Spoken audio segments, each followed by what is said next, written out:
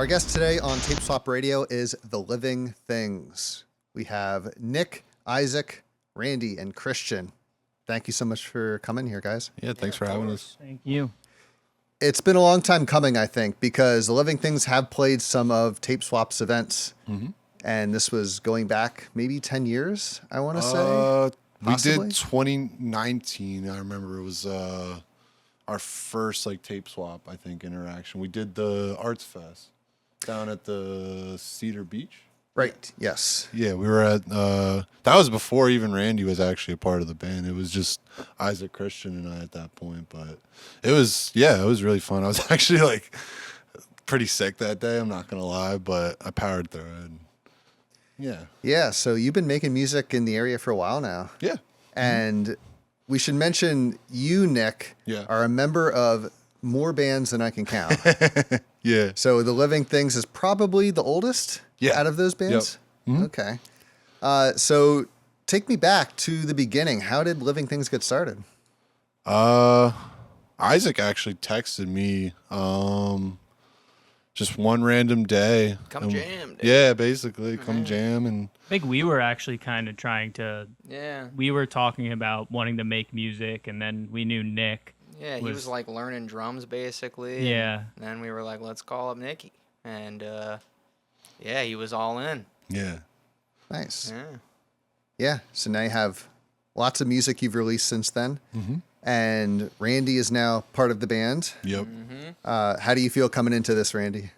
Well, from the beginning, I saw them. They were playing. They played Chi Fest, which was in Gurmansville, Yeah, that was our first show. and that was the first time I saw them. And I had Sonic Demonic definitely stuck in my head, like I said earlier.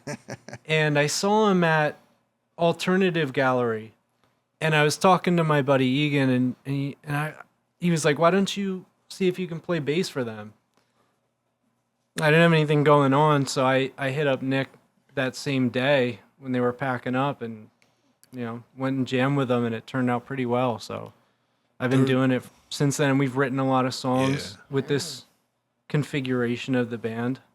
There was like a little bit of delay, like in terms of everything happening, because like that show happened and then COVID happened like maybe a week after that.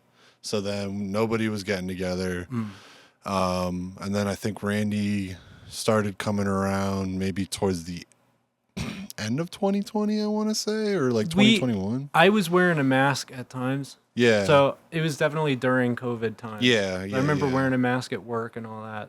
Yeah. That's what I was thinking, like end of 2020, early 2021, I want to say. But yeah, no, like Randy said, he's been a really good add to the fold. Brings a lot to the band, and we couldn't ask for a better I just bass want to player. throw back to the Self-Consciousness music video. Oh, yeah. Do you want to see that? I think there's a shot with a mask.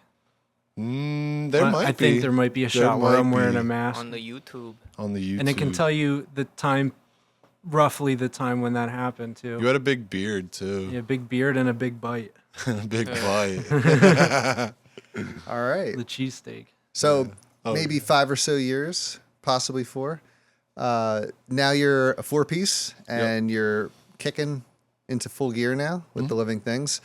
And the first song you played here, Taking Out the Trash, that's going to be on a new EP coming out, right? Yes. Yep. All right. So what's the idea with the new music that's coming? Is it going to be kind of in the same vein as your earlier stuff too? So I think there's elements of it, but I think it's definitely moving in another direction. I think like we want to focus a little bit more on like the rock and roll, kind of lean into that a little bit more. You know what I mean? Okay. More raw. It's more raw. More the raw sound. Yeah, that garagey. There's almost no overdubs. Yeah. Except for obvious vocals. Vocal There's some overdubs. percussion on the seconds, the instrumental. Yeah. It's going to be with it. Yeah, because we did Always an instrumental. There has always, to be. yeah, always an instrumental. You have to have some kind of intermission. Yeah, exactly. Well, the second song you played was Moody, speaking of instrumentals. Yeah. And that's on your new album, Reverie, that was just released. Yep. recorded here at Shards, right? Recorded here at Shards. With That's our right. good old boy Matt. Yeah, it Yeah, it was a great time. was a great. Shout out to experience. Matt Mulchaney, Shout out to Matt Mulchaney. Absolutely. engineering this session as well. Yeah. Yes. So, how do you feel about the album? We feel pretty good about it. We sat on it for a little bit. We're just being lazy, honestly. Yeah. It was like, so Matt had it done, and then it was kind of like, you know how it goes. It's like the back and forth with band members. Like, what are we gonna do for the album cover? What are we gonna do for this and that? And I think coming up with the title was like the Yeah. longest. Yeah, weirdly the hardest part. The yeah, and hardest it's part. just so it just was procrastinated. You know what I mean? But it was cool once it finally like got put out because we had a lot of fun like coming in here and layering it and working on it. You know what I mean? We took our time with that, and it was cool. You know what I mean? I enjoyed it. It's also worth mentioning that we just kind of get together and we jam and we chat, and it's a good release every Sunday, just getting together. And I think that's a big reason why it took a little while. We're just having fun together. Yeah. Where there's no urgency, you know. And if there ever was, I think somebody would probably freak out. Yeah. So we should mention you're from here in the Lehigh Valley, right? Correct. All right. Do you have a home base, a practice spot? Egypt. Yeah, Egypt. Egypt. Okay. At his parents' place. His dad has a really cool jam spot. It's like their property's like an old farm, so there's like a lot of little outbuildings and stuff. So he's converted one of the outbuildings into like a practice space. It's probably like maybe half the size of this room. Okay. Yeah. Yeah, lots of magic though. Yeah. Very good Like vibes generation, in there. like years of him and his buds playing and having a good time. Us, you know what I mean? Your little brother. Yeah, and it's like it's been ripped apart, put back together. You know, like when I first started playing in there, I was a teenager, and it was like peeling because it used to be like a smoke room for like meats. And yeah, there was, and then over time they stopped using it for that, and then they were using it for other things. There was like wallpaper peeling off the walls, and it's like you could never get a good recording in there because the windows would like rattle every time you played. So. Probably when I was like 19, we like ripped that all apart and redid it, and it's pretty legit now. So it's cool. Lots I of w- nice gear. Yeah. Oh, there's nice gear in there. Oh, yeah. Okay. Lots of inspiration. All right. All right. I would have never expected that. You're jamming on a farm in a room that used to be for smoking meats, and now you've ripped everything off and thrown a bunch of gear in there. Yeah. And now it's this hub for creativity. Exactly. That's crazy. That's great, though. I love it. Thanks. So, Isaac, so we have had multiple generations of your family involved with tape swap stuff. So, your father in the Beings, right? Yeah. So, if people listening out there might know the Beings, a band that was popular for many years in the Lehigh Valley. Yeah. I don't think they're playing anymore. Is that right? Nah, they're all. Well, it's funny because my dad started early, so like his kid's adventure's done, but the rest of them, their kid adventure just began. You know what I mean? So that's like it's like kind of funny how that works. You know what I mean? My mom and dad were ambitious, but you know, everybody else started later. So like, I feel like when they were all like, "Oh, let's play as many shows," he's like, "Hey, man, I'll play when I can, but I'm working. I got like 4 kids, you know." So, Right. Yeah. So, when you were growing up, did you take inspiration from your dad? Oh being yeah, a I go and musician? hang out with those guys all the time. I got love for all of them. I mean, I still am very close with everybody that played in that band. You know what I mean? So, but yeah, seeing them go out there and just have a wild time and have fun, definitely was inspiring. Used to get like kicked out, you know what I mean? Used to like be trying to hang out in there, and then they're like, "Oh, we're doing our thing, dude. It's time to Beat it. skedat." Yeah, Right, it's like, right. all right, but yeah.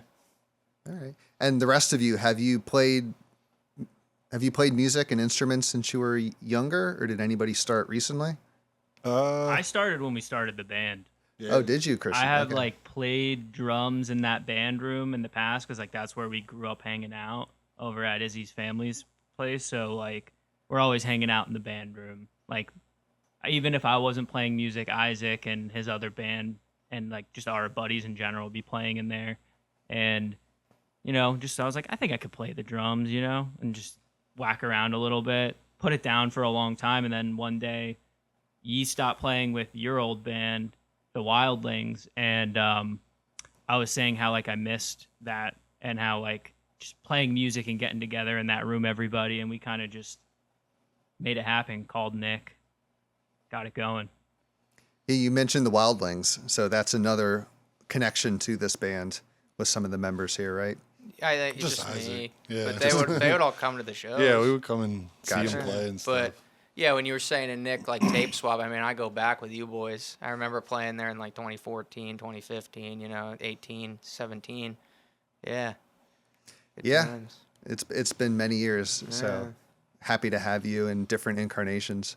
Yeah. So third song you played, that would be "Wake Up." Yes. That's also from Reverie, the latest album. Yeah. That was the the single that we put out for it. First it's the track. First track on the album, and it was like the lead single that we did for the album to promote it a little bit and stuff. But yeah. Now that's one that just gets stuck in my head, and, Yeah. and it is more the rock side, energetic side, Yeah. for sure. Just absolutely love that. So I was trying to listen to the lyrics on that, and obviously it's a good way to start the album, Yeah. saying "wake up" and everything. Is there an idea behind what you were writing about for that song? Kind of just like Well, how it all started. the real So it's like when you watch Kitchen Nightmares. Gordon Ramsay. Yeah, when you watch Kitchen Nightmares with Gordon Ramsay and like the opening scenes where it's like all the drama,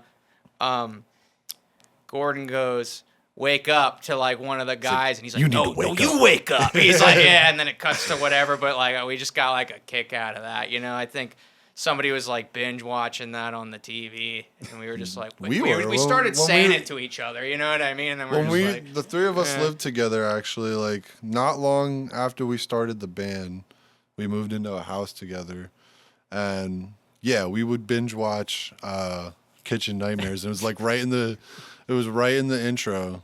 The guy's just like, he's like, Gordon's like to this guy, he's like, "You need to wake up," and the guy's like, "No, you wake up." And he yeah, just gets real, like- aggressive, Yeah, like real over the aggressive. top aggressive, Just This, like, this that's band is typical. just a bunch of jokes. Yeah, a lot it of really is a lot. All of the serious stuff inside came jokes. from a joke somehow, some way.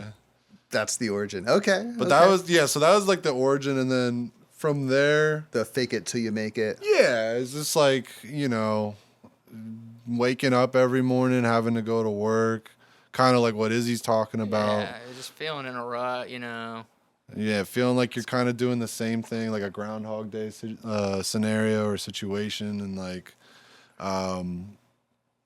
yeah, just like faking it, like faking a smile, like just get through the day, just another day. But you at the end of the day, you are trying to also do your thing, and like you want to do kind of like what I'm saying in the chorus, like how can you do what you want on nickels and dimes, like just trying to do your best with what you have, and what you can get, basically.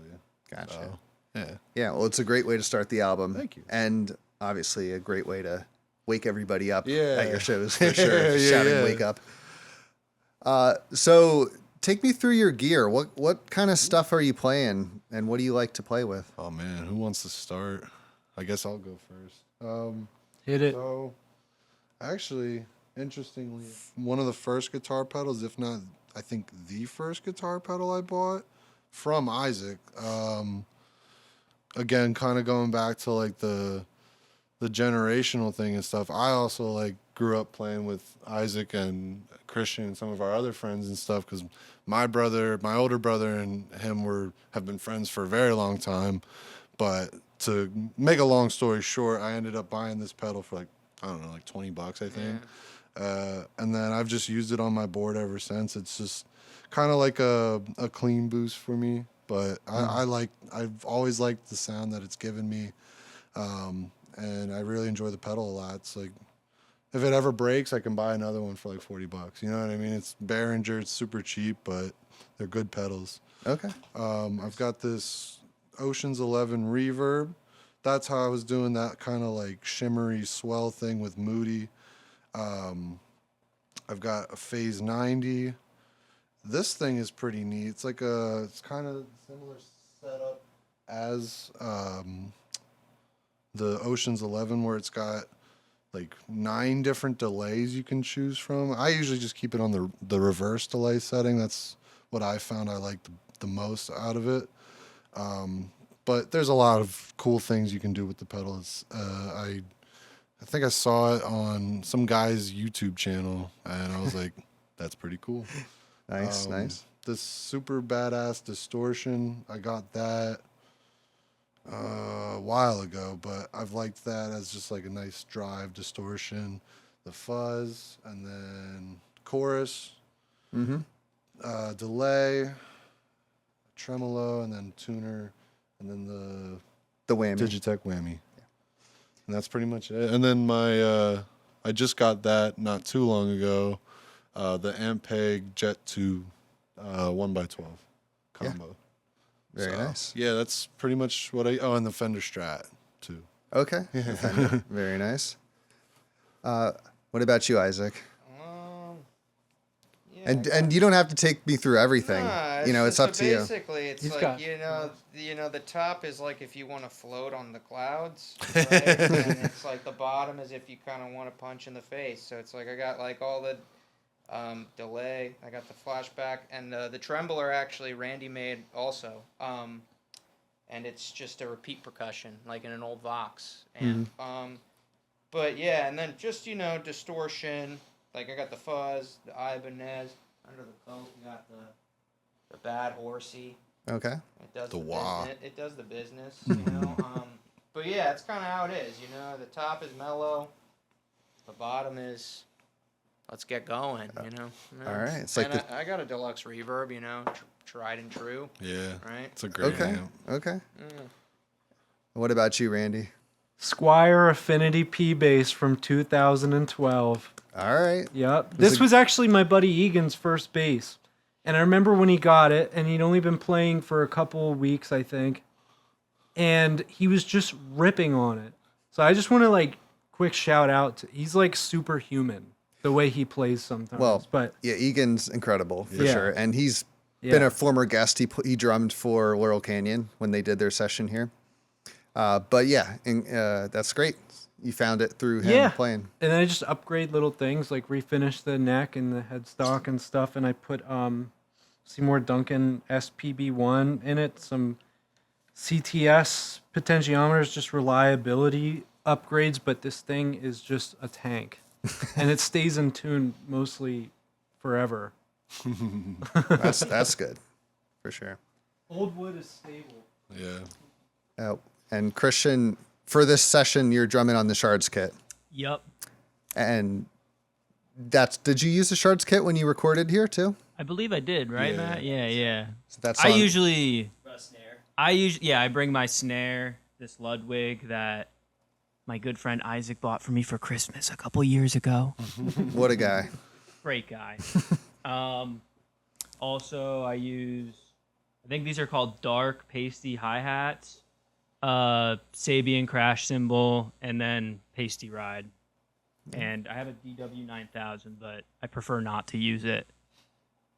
Do you have a different kit at your practice space or at home? I play, what do I even play at the Mine's practice just space? like a made in Japan, Yeah. stencil kit from the 60s. You play that. Yeah, it's pretty great. I have my own. I have a Gretsch Catalina, but I live in an apartment. I can't get to set it up much. It's actually just sitting in their Our basement. right now. Gotcha. So I just play usually what's around, bring my cymbals, my snare, and that's usually it. Okay. I did want to ask the living things when you're coming and thinking about the band, maybe even when you started or now when you're playing songs, is there something in your head that you think about when you approach playing a song for the living things? I don't know if I'm asking it the right way, but is there an idea of the living things where you Like, is there a certain sound that we're trying to achieve, I guess? Like, yeah. It's pretty loose. Yeah. There's it's influences. Yeah, there's influences, and there's like, We're super loose. yeah, super. It could loose. do it. We could do We could go do wherever, whatever we feel like honestly. doing. Yeah, we could change tomorrow. Yeah. Like next time we get together, it could be like sludge. Yeah, if it sounds good, it sounds good. Yeah. Kind It's of. just like we get together and have fun, and then pick out what we like, and then we're like, maybe we should pursue that. And then there's like 100 voice memos that don't Yeah. get pursued, you know. And then when it gets to like writing, it's just whatever serves the song. You know, like from there, like once like we find an idea, it's like, all right, well, everybody does their thing, and it's like, at least how I look at it is like, I just try to serve the song. You know what I mean? If it's something Randy brings, if it's something Nick brings, you know.